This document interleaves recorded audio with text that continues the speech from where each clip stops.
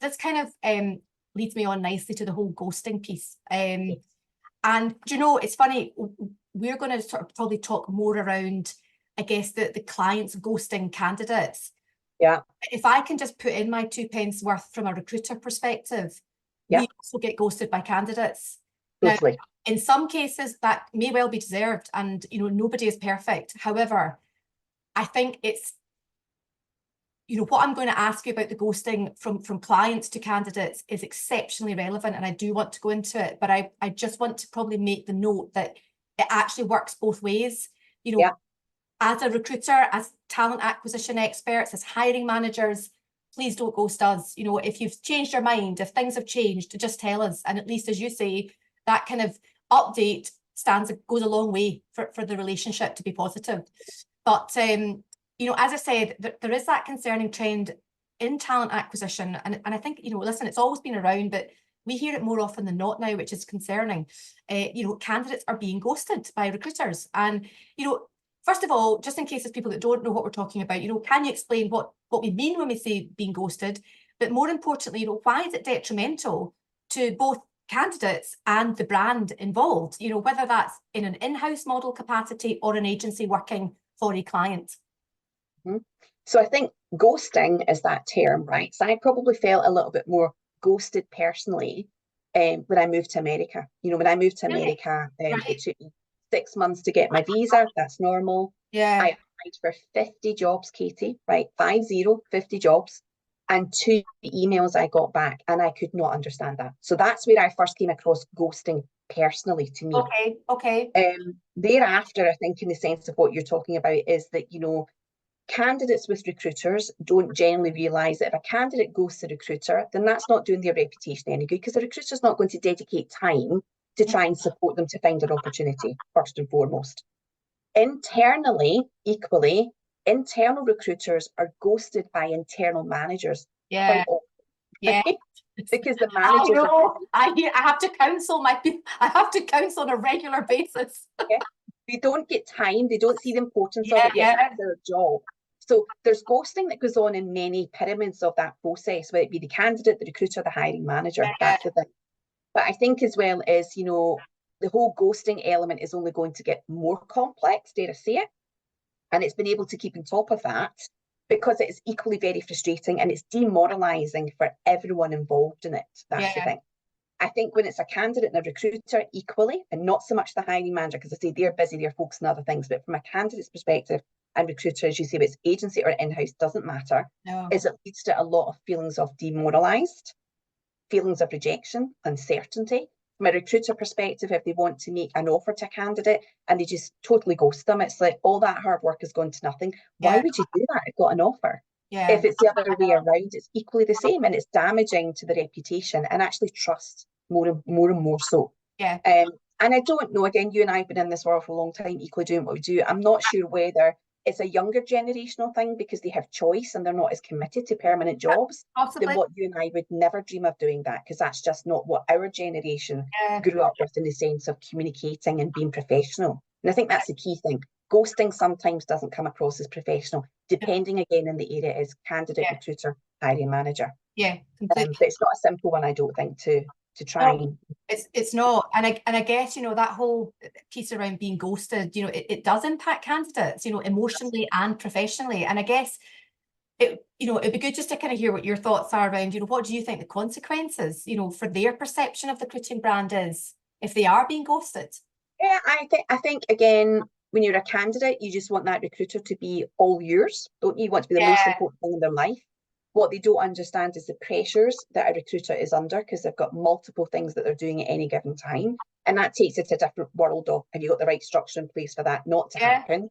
But equally, I think it's also very damaging, sometimes undeservedly, I have to say, very much of the recruiter, because they do have a lot going on. But equally, from a candidate perspective, is that damages the brand. And when it damages the brand, then that tenfold leads into other things. And like I was saying to you earlier, when you've got an agency that you're working with as a company, so if you and I were working to now, and obviously one of your team were ghosting the candidates, and the candidate felt they had no other option but to come to Allison in the company, then that doesn't look good on me coming to Katie and going, what are your team doing? We can't have this.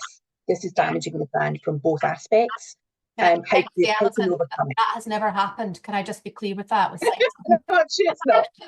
Just an example. Just an example. Yeah, absolute example. But in some other places, that is reality. No, that is what actually happens, isn't it?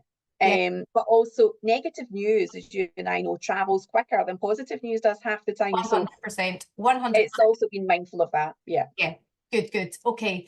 And, you know, listen, you talked there a little bit about, I suppose, the implications for that recruiting brand. And, you know, additionally, when a recruiting agency is working on behalf of a client, as you talked there, how does ghosting candidates impact not only on the agency's brand, but also the client's company brand? You know, because as you say, you're coming out to maybe the agency partner and saying, look, guys, I've just had a direct message from a candidate.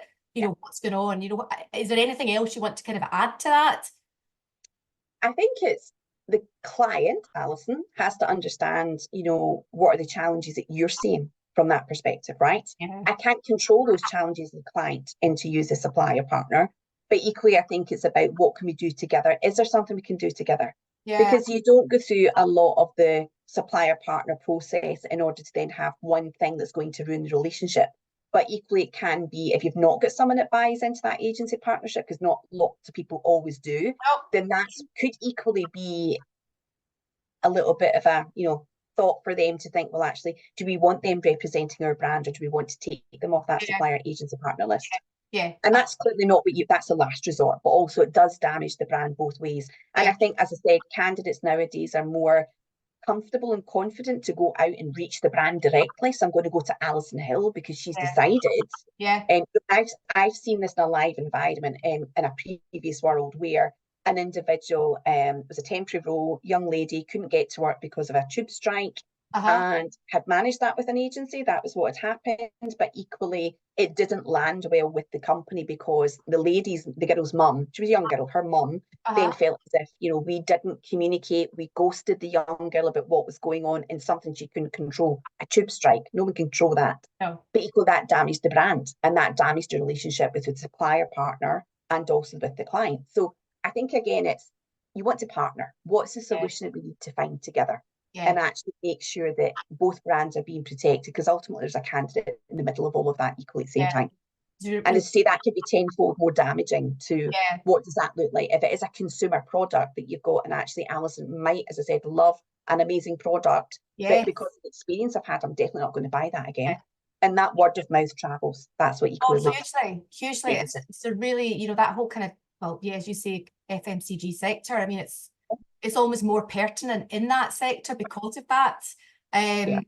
So listen, I guess to conclude, you know, what steps can we as recruiters take to avoid ghosting candidates in the first place, and actually to ensure that whole positive candidate experience, even if the outcome isn't favourable? And I think it's about not being fearful of the outcome not being favourable, if that makes sense. So again, I think it's for recruiters to know that absolutely, at the end of the day, they're just delivering the message that they might get from the client, right? How they position that softly and actually more intuitive of what the candidate is going to receive well or not is all you can ask a recruiter to do, right? You can't do any more than that. But certainly I think it's about when there are issues where you feel you've got too many requisitions that you're working on, multiple clients, multiple candidates, it's just even the smallest little piece of communication is going to make that person's day. And in a world of where we have mental health, you know, it's hot potato all the time. I think the impact we don't think about potentially, because we don't always know, is, you know, I'll go back to America. I'd applied for 50 jobs, right? So 50 jobs, 2 replies. I didn't have any work to do. I gave up working here. That was alien to me. So that non-responsive nature of things really impacted my mental health. And actually for me, it was, again, as any candidate would be, am I not good enough? Albeit I wasn't even in my own home country. So was I not good enough? But my husband went to work every day and loved his job. I did not have a job to go and do that.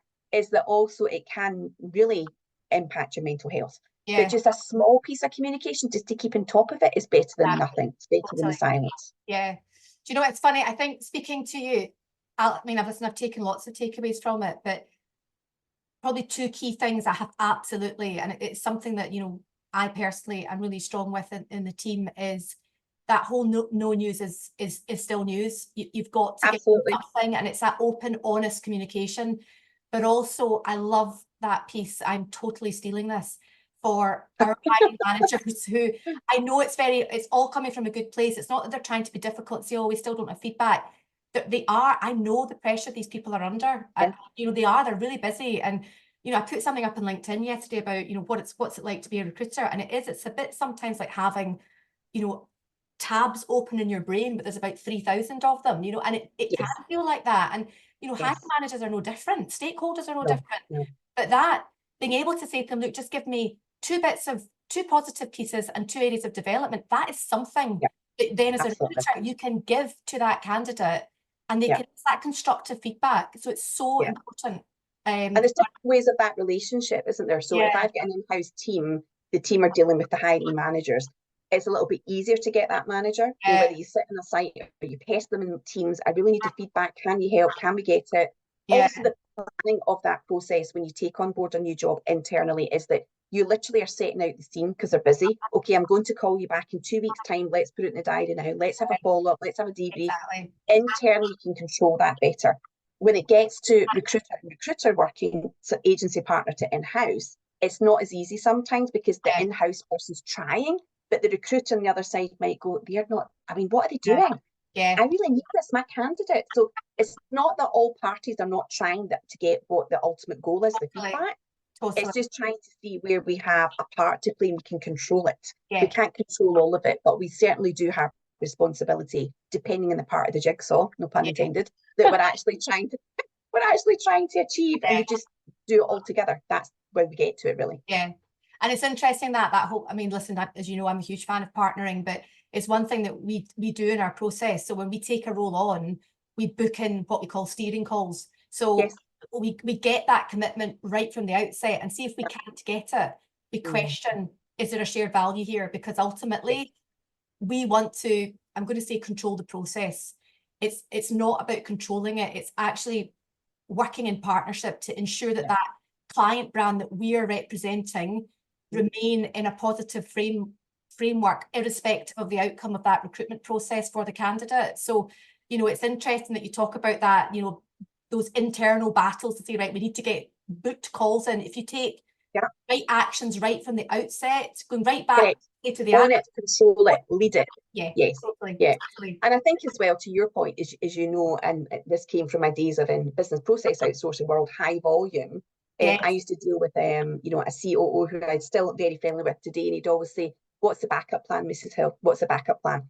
You always needed to have a backup plan because it's that type of environment.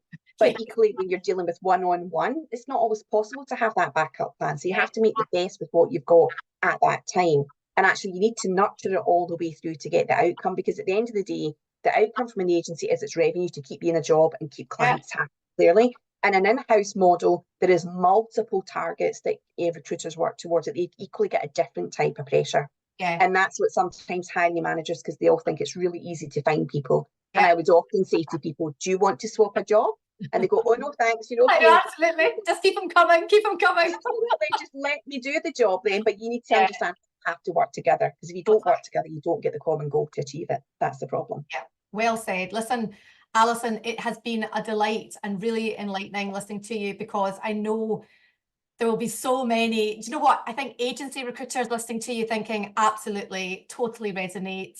There will be hiring managers probably champing on your door going, come and help us out. So I will make sure that I tag you in my podcast video so that people can reach out if they want to contact you directly. But, I think all I want to say is a huge thank you, Alison, for your time. I know you are a busy lady, so you're welcome. Thank you again. And, yes, I've taken lots away. The team will be like, oh, we're going to be phoning us next to get all this out. So thank you. You're very welcome. Don't blame me when you eat too many cakes today. Because I know that. I always love an analogy about a cake, particularly on a Friday. Thank you again. You're very welcome. Have a lovely weekend. Thanks, Katie. Bye.